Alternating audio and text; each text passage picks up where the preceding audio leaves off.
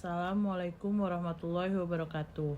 Perkenalkan, nama saya Sela Olevi Sevia. Saya mahasiswa UIN STS Jambi, Fakultas Syariah, Prodi Hukum Tata Negara, kelas 2C dengan NIM 1062481. Baiklah, saya di sini akan mengerjakan tugas UAS yang telah diberikan oleh dosen saya bernama Pak Z. Haryanto SHMH. Soal yang pertama, saya akan menjelaskan tentang tujuan dan fungsi hukum di Indonesia.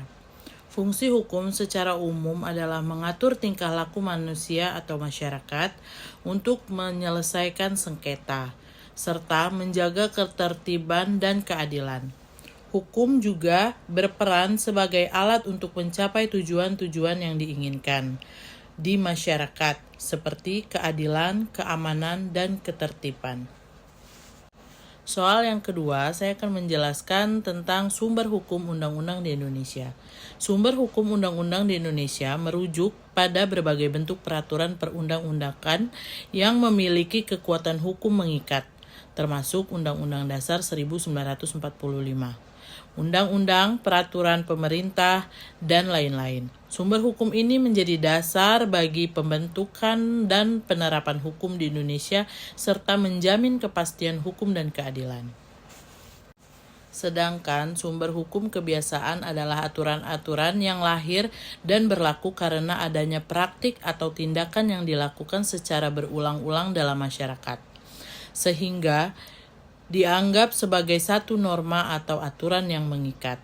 Hukum kebiasaan berbeda dengan hukum yang dibuat oleh badan legislatif, namun memiliki kekuatan hukum yang sama karena diakui dan ditaati oleh masyarakat.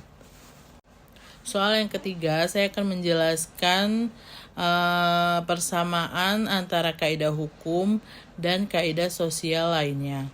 Kaidah hukum memiliki persamaan dengan kaidah sosial lainnya dalam mengatur perilaku manusia dalam bermasyarakat. Namun terdapat perbedaan dalam aspek sanksi dan sumber sanksi. Berikut persamaan antara kaidah hukum dengan kaidah sosial lainnya. 1.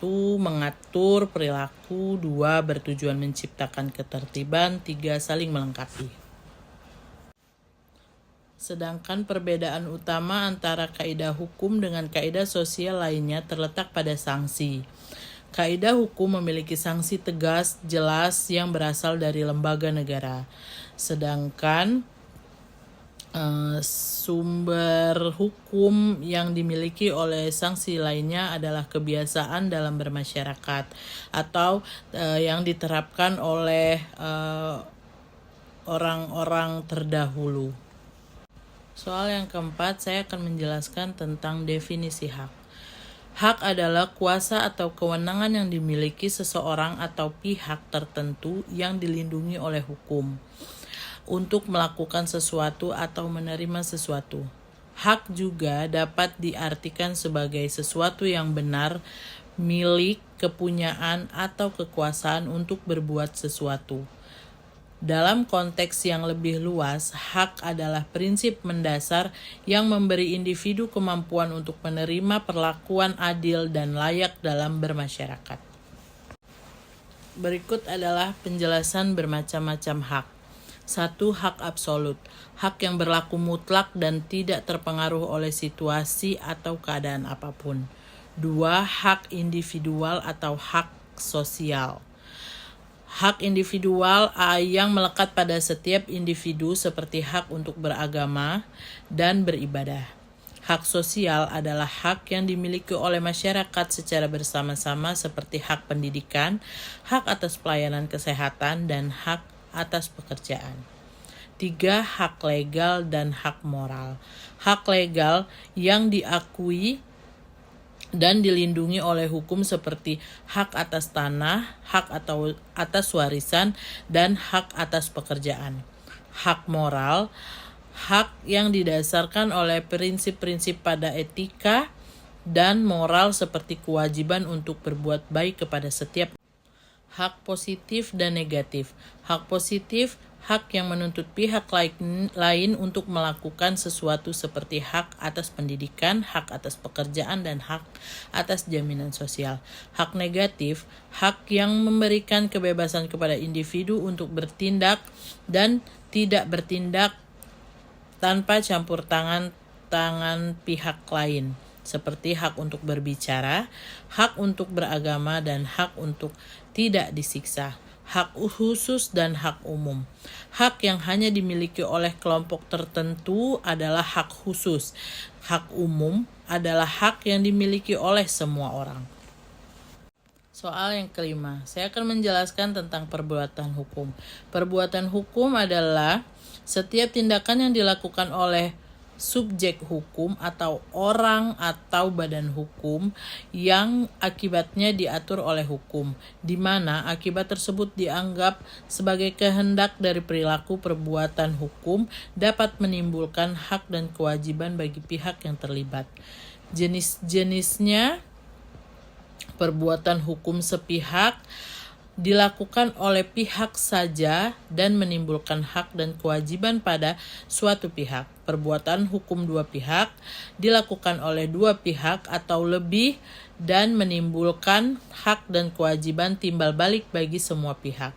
Contoh perbuatan hukum adalah membuat perjanjian, membuat surat wasiat, mendirikan perusahaan, melakukan pembayaran, melakukan tindakan hukum. Akibat hukum adalah dampak atau konsekuensi yang timbul dari suatu peristiwa atau tindakan yang diatur oleh hukum, baik itu berupa lahirnya, berubahnya, atau hilangnya suatu hak dan kewajiban, atau bahkan penerapan sanksi. Dengan kata lain, akibat hukum adalah hasil atau konsekuensi yang diberikan oleh hukum kepada suatu perbuatan atau peristiwa. Contohnya seperti kelahiran seseorang menimbulkan akibat hukum berupa status sebagai subjek hukum, atau seseorang yang berusia di atas 21 tahun berubah status dari tidak cakap hukum menjadi cakap hukum, atau perjanjian jual beli setelah sebarang diserahkan dibayar lunas.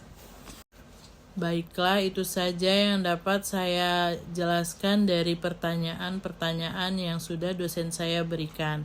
Kepada Bapak Z. Haryanto, SHMH, terima kasih atas ilmu yang telah diberikan selama 1 semester ini. Assalamualaikum warahmatullahi wabarakatuh.